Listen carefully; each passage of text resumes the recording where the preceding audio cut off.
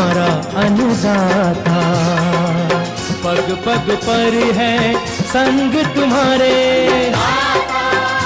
अन्नदाता।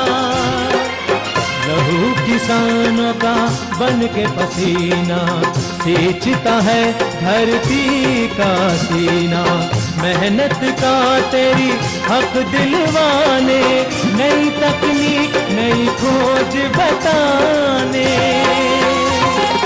पशुधन को गुणवान बनाना, पौध सुरक्षा को सिखलाना, खेती के सब गुर समझाने, भारत का सरताज बनाने। आठों पहर है संग तुम्हारे अन्नदाता अन्नदाता। नमस्कार, मैं राधा ठाकुर आप सभी दर्शकों का अन्नदाता कार्यक्रम में स्वागत करती हूं। हमारे देश का किसान जन का पोषक है, वे श्रम का देवता है, अन्नदाता है। उसमें ही भारत की आत्मा निवास करती है और ऐसे ही किसान भाइयों की प्रगति के लिए हम खेतीबाड़ी से जुड़ी बहुत सी नई लाभकारी जानकारियां हर रोज सुबह लेकर आते हैं। तो चलिए कार्यक्रम शुरू करने से पहले देखते हैं क्या है आज के अन्नदाता में। परवल की फसल में किए जाने वाले जरूरी कार्य।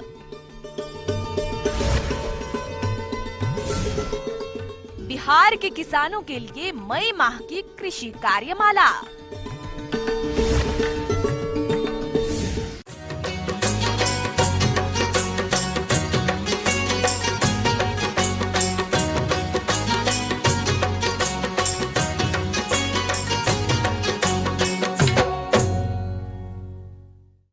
परवल एक पौष्टिक और स्वास्थ्यवर्धक सब्जी के रूप में जानी जाती है। परवल के भरपूर मात्रा में विटामिन उपलब्ध होता है, जिस वजह से इस सब्जी की बाजारों में अधिक मांग होती है। प्रदेश के जिन किसानों ने इसकी फसल लगा रखी है, वे इस फसल से अच्छी पैदावार लेने के लिए इस समय कौन कौन से कार्यों को करें, जानते हैं कृषि विज्ञान केंद्र सुखेत के कृषि विशेषज्ञ डॉक्टर सुधीर कुमार से।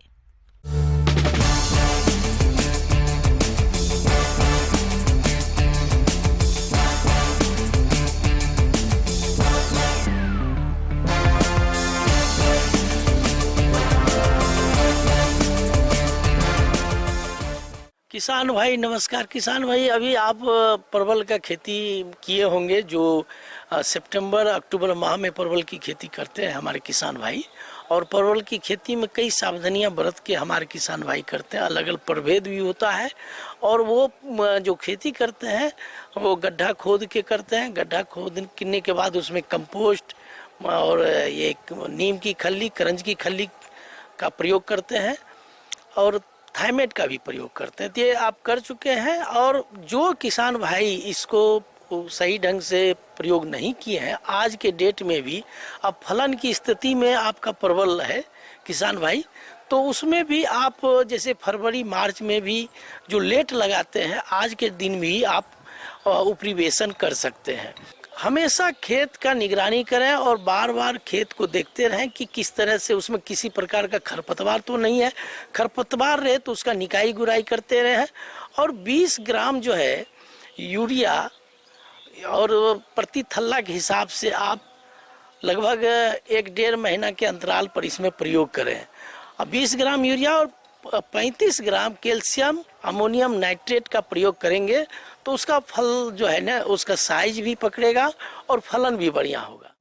परवल में अलग अलग पौधों पर नर और मादा फूल उत्पन्न होते हैं। नर पुष्पों से फल नहीं बनते हैं, बल्कि वे मादा पुष्पों में परागन का कार्य करते हैं, जिसमें मादा पुष्पों से फल बनना संभव होता है। नर पुष्प बड़े और सफेद होते हैं, जबकि मादा पुष्प थोड़ा छोटा और सफेद होता है। इसके नीचे गर्भाशय जुड़ा रहता है, जो कुछ दिनों में परागण के बाद बढ़कर फल बन जाता है। इसलिए नर फूलों को तोड़कर मादा फूलों पर हाथ से परागन करना चाहिए, जिससे फल अधिक बनते हैं। कि 5% नर पौधा होना चाहिए तो फलन अच्छी होती है। अगर 5% से कम नर पौधा होता है तो फिर उसका फलन पर प्रभावित होता है और उत्पादन कम हो जाता है। तो ये भी ध्यान रखें। और इस तरह की समस्या है जो उसको हम हमेशा मेंटेन रखें, आगे भी ध्यान रखेंगे। और जब लेट भी अगर लेट परवल की खेती करते हैं या अभी भी आप देखें कि वर्षा का समय या कभी कभी इस समय भी बारिश होती है, पानी की जरूरत तो इसमें नहीं पड़ती है, लेकिन पानी कभी कभी होता है कि जो मैदानी इलाका में परवल की खेती हमारे किसान भाई करते हैं वहाँ पानी की जरूरत पड़ जाती है। जो रेतीली भूमि में करते हैं और नदी के कात में करते हैं तो वहाँ पर परवल की खेती में पानी की जरूरत नहीं होती है, लेकिन जो मैदानी इलाके में करते हैं वहाँ पानी की जरूरत होती है। परवल के अच्छे विकास के लिए टपक सिंचाई में 1 से 2 लीटर पानी प्रतिदिन प्रत्येक पौधे के हिसाब से और परंपरागत सिंचाई के लिए 3 से 6 लीटर पानी प्रतिदिन प्रत्येक पौधे के हिसाब से पानी दें। परंपरागत सिंचाई की अपेक्षा सूक्ष्म सिंचाई के साथ बूंद बूंद सिंचाई से 18% तक उत्पादन वृद्धि तथा 40% तक पानी की बचत संभव है। कि कभी कभी क्या होता है कि इसमें भी कीट व्याधि का प्रकोप काफी होता है। तो कीट व्याधि जब लग जाता है तो देखेंगे कि परवल का जो छीमी होता है या उसका जो छोटा जब निकलता है बतिया उसको हम लोग बोलते हैं, तो वो भी सड़ जाता है। तो उसको ध्यान में रखें, जैसे ही कीट का प्रकोप हो या बीमारी का प्रकोप हो तो उसमें इमिडाक्लोप्रिड 1 ml प्रति लीटर का घोल बना के आप 15 दिन के अंतराल पर छिड़काव करें। मिर्दुलो मिल आसिता पत्तियों की ऊपरी सतह पर पीले रंग के धब्बे बनते हैं। इन धब्बों के ठीक नीचे पत्ती की निचली सतह पर धूल रंग के फफूंद के जाल दिखाई पड़ते हैं। पत्तियां मर जाती है और पौधों के बढ़वार रुक जाती है। इसके निदान के लिए इंडोफिन M45 की 2 किलोग्राम मात्रा को 1000 लीटर पानी में घोलकर प्रति हेक्टेयर की दर से छिड़काव करना चाहिए। और उसी में किसान भाई 1 ग्राम बेविस्टिन जो कार्बनडाजिम होता है उसका भी प्रयोग अगर प्रति लीटर का घोल बना के करते हैं तो आपका 1 ग्राम इमिडाक्लोप्रिड 1 ml और 1 ग्राम कार्बनडाजिम, ये दोनों का प्रति लीटर का घोल बना के अगर प्रयोग करते हैं तो आपको कीट और व्याधि जो रोग होता है उससे निजात मिल जाएगा और फलन भी बढ़िया होगा। तो इस तरह से किसान भाई आप अभी के समय में उसका देख रेख करें, परवल की खेती का साफ सुथरा खेत को रखें और कीट व्याधि का भी प्रकोप को ध्यान में रख के कीट व्याधि का नियंत्रण करें तो फलन अच्छा होगा। किसान भाइयों, अब लेते हैं एक छोटा सा ब्रेक।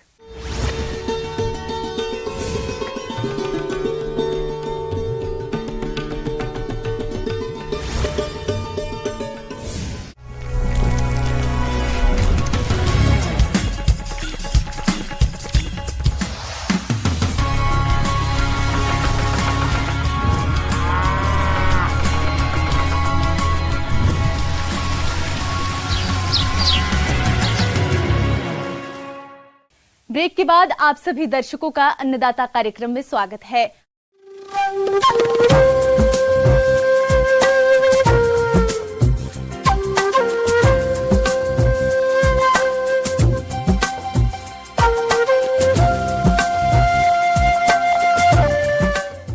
इन दिनों प्रदेश के मौसम में बदलाव देखा जा रहा है। ऐसे में मौसम पूर्वानुमान के आधार पर किसानों को खेतीबाड़ी की रणनीति तैयार करनी पड़ेगी और उसी के आधार पर वर्तमान में खेत में खड़ी फसलों और आगामी खेती के लिए कार्य करने पड़ेंगे। तो आइए मई माह की कृषि कार्यमाल के बारे में जानते हैं बिहार कृषि विश्वविद्यालय सबौर भागलपुर के मौसम वैज्ञानिक डॉक्टर सुनील कुमार से।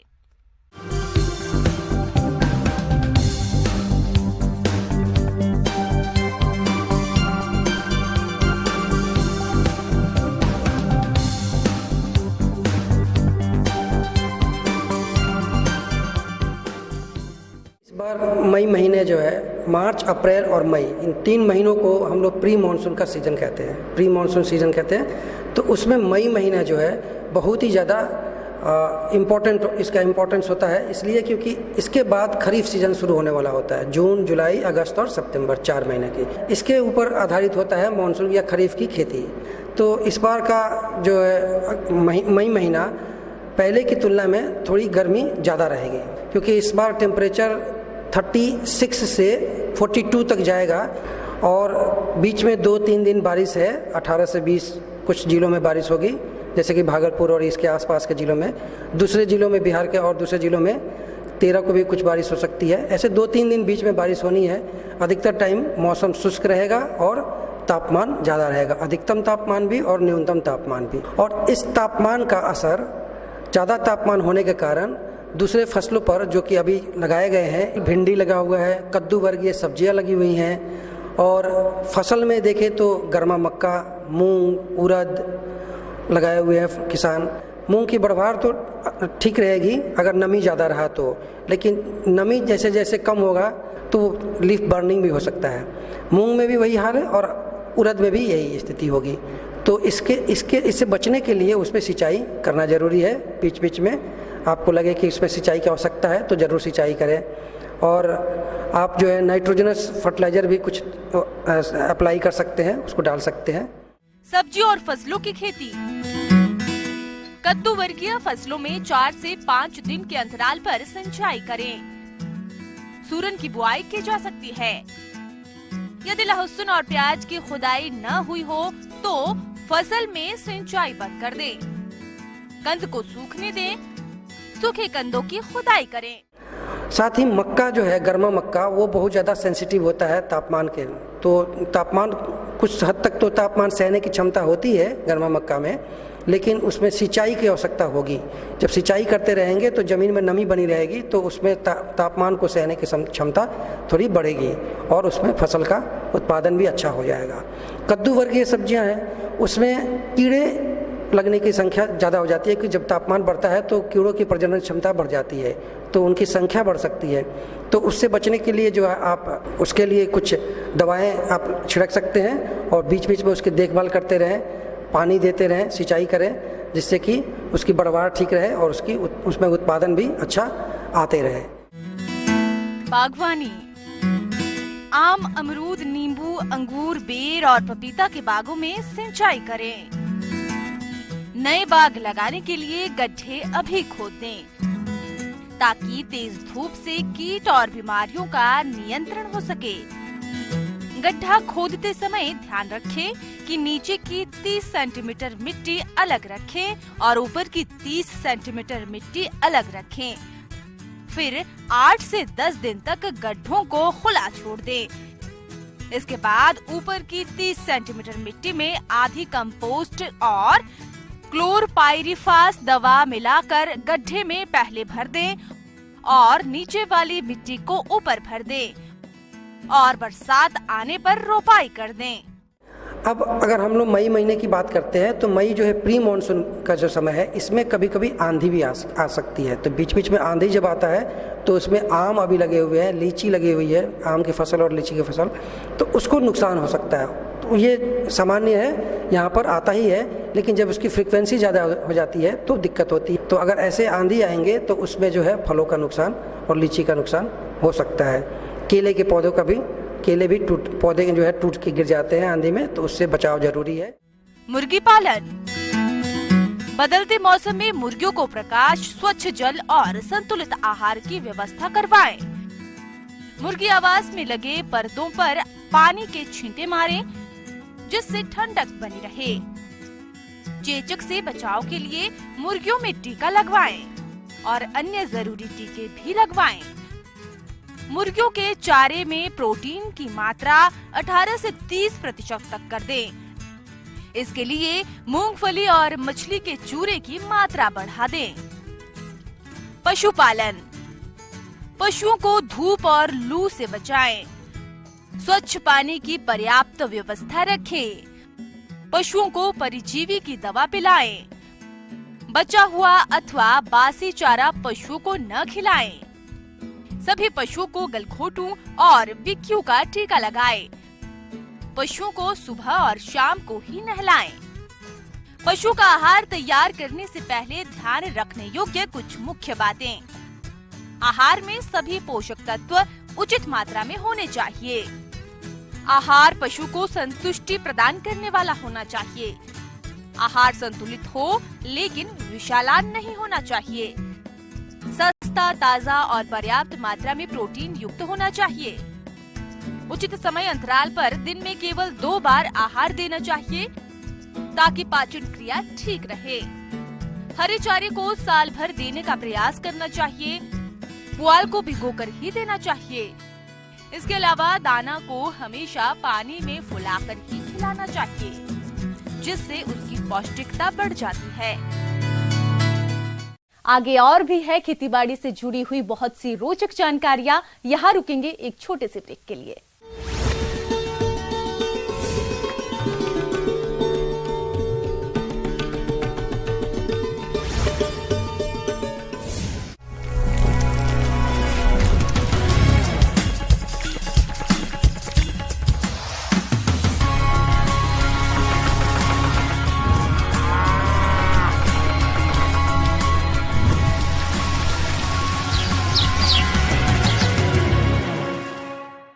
ब्रेक के बाद एक बार फिर से आप सभी दर्शकों का अन्नदाता कार्यक्रम में स्वागत है।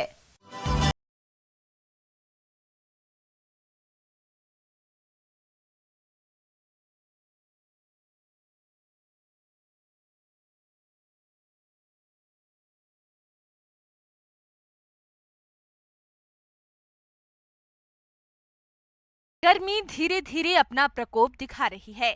दिन और रात के तापमान में तेजी से वृद्धि हो रही है और ऐसे में जो किसान मधुमक्खी पालन से जुड़े हुए हैं, वे अपने मधु बॉक्सों की देखरेख किस प्रकार से करें, जानते हैं बिरसा कृषि विश्वविद्यालय रांची के वरिष्ठ वैज्ञानिक डॉक्टर M.K. चक्रवर्ती से।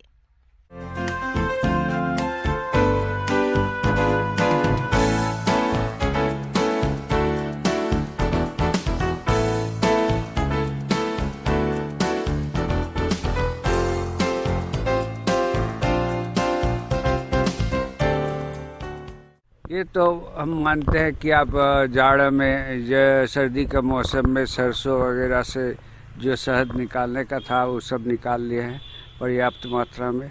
लीची का मौसम भी ख़त्म हो रहा है। चूँकि जो गर्मी है एक्सट्रीम रहता है, इसीलिए मई में ज़्यादा ध्यान देना ज़रूरी है।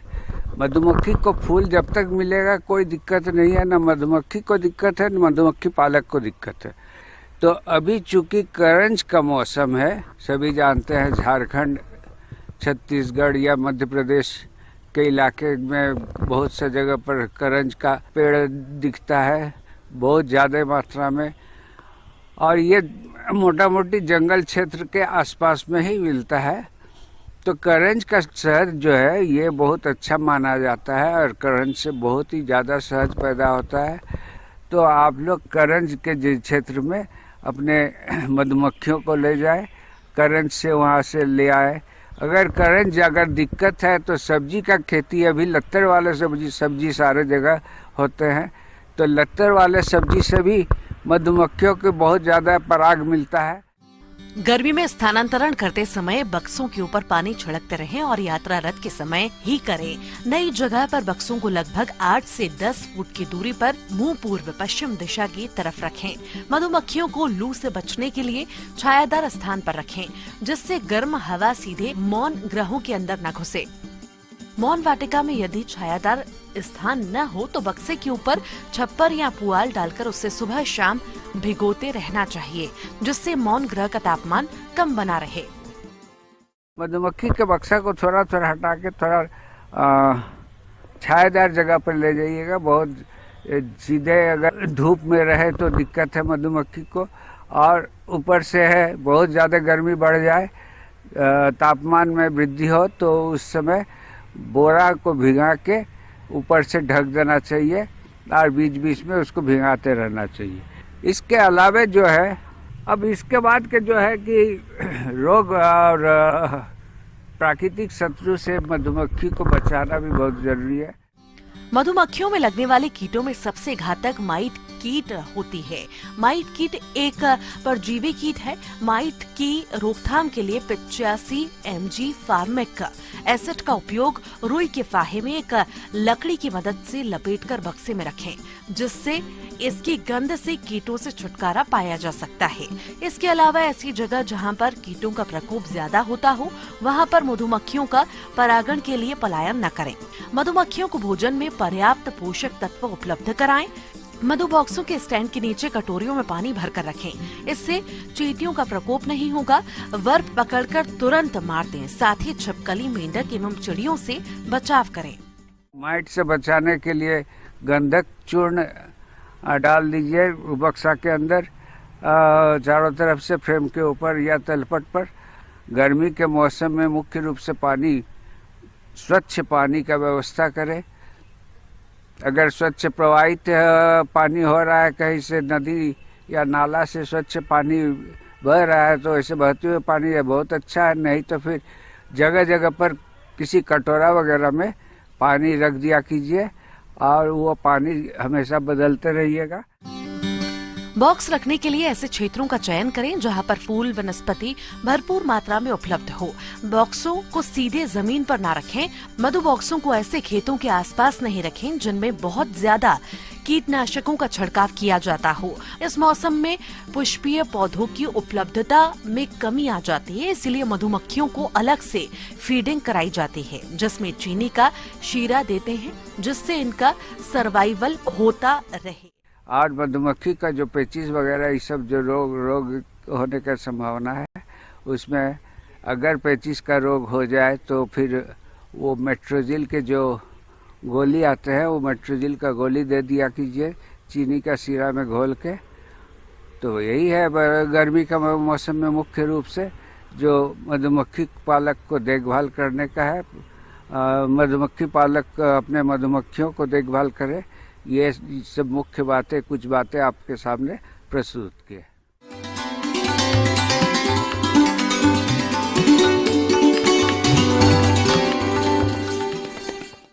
आइए जानते हैं अन्नदाता निशुल्क फोन के माध्यम से पूछे गए समस्याओं का समाधान। आज की अन्नदाता हेल्पलाइन में हमने जिस प्रश्न को शामिल किया है उसे पूछा है गांव पारसिया, जिला बक्सर के जगदीश राय ने। आपने खेत की मिट्टी का सौरीकरण कैसे करें और इसके क्या फायदे हैं, इसके बारे में जानकारी चाहिए है। तो इसके लिए देखिए कार्यक्रम का यह अंश।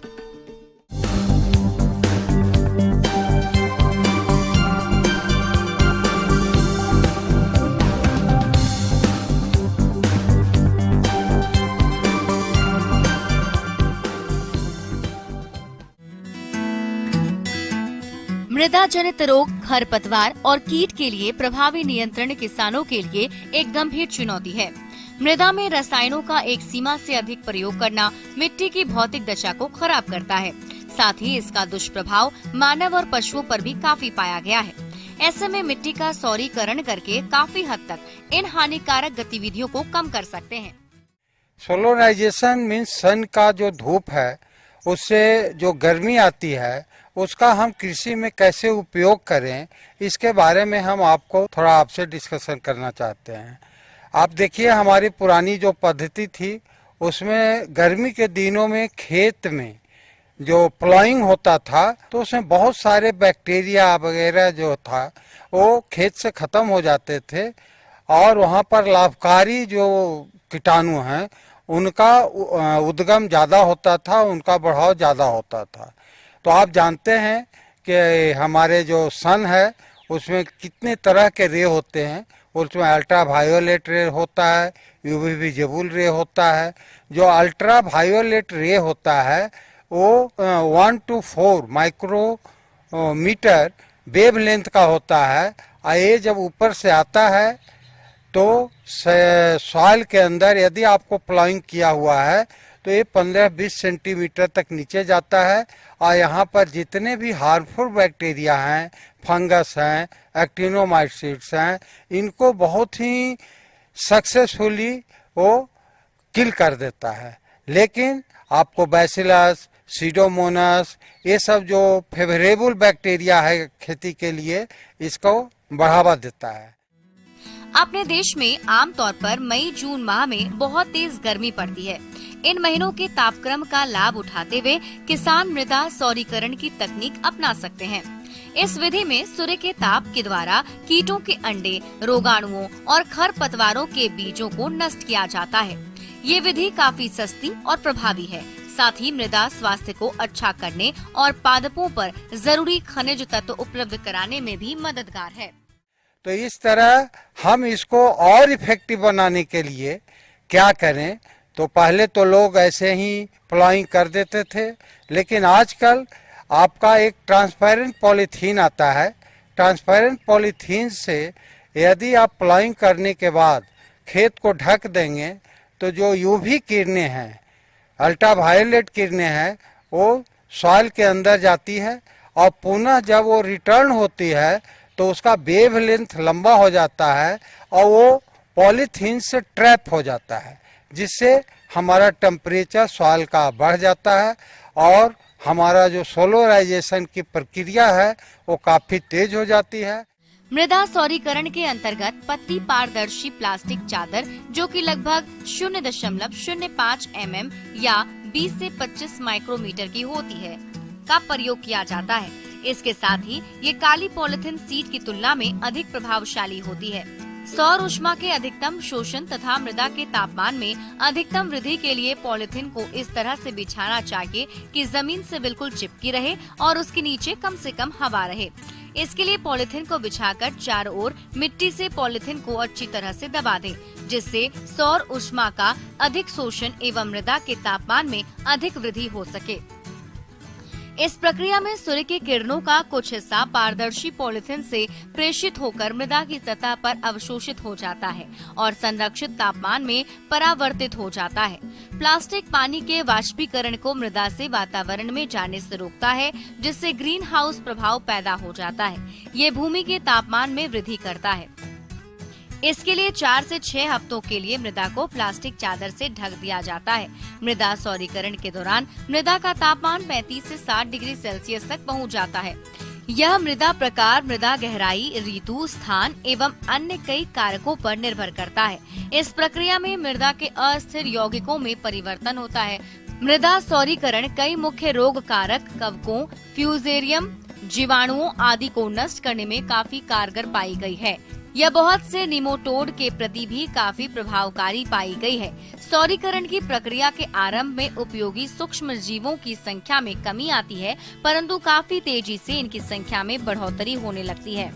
इससे हमारे जो इंसेक्ट, पेस्ट या हार्मफुल फंगी को किल करने में विदाउट ये जो हमारा टेक्निक है, इसमें एक पैसे की खर्च नहीं है और इसको आसानी से हमारे किसान भाई अपने खेतों में उपयोग कर सकते हैं। तो रबी के बाद सन का इंटेंसिटी थोड़ा ज़्यादा हो जाता है। आप देखे होंगे टेम्परेचर अभी भी अप होता जा रहा है। तो ये जो समय है ये सोलराइजेशन के लिए बेस्ट समय माना जाएगा और अगर आप अभी सोलराइजेशन कीजिएगा, इसका इम्पैक्ट आपको आने वाला खरीफ सीजन में बहुत अच्छा मिलेगा। किसान भाइयों, कृषि संबंधित समस्या और सुझावों के लिए आप हमें इस पते पर संपर्क कर सकते हैं। प्रोड्यूसर अन्नदाता, news 18 Bihar Jharkhand, Ramoji film city Hyderabad 501512। साथ ही आप हमें ईमेल भी कर सकते हैं। हमारा ईमेल है p18annadatabihar@nw18.com। इसके अलावा आप हमें निशुल्क हेल्पलाइन नंबर 180088922163 पर सोमवार से शनिवार सुबह 10 से शाम 4 बजे के बीच संपर्क कर सकते हैं। अब समय हो रहा है आपसे विदा लेने का। कल फिर मुलाकात होगी कृषि से जुड़ी महत्वपूर्ण जानकारियों के साथ। तब तक के लिए नमस्कार।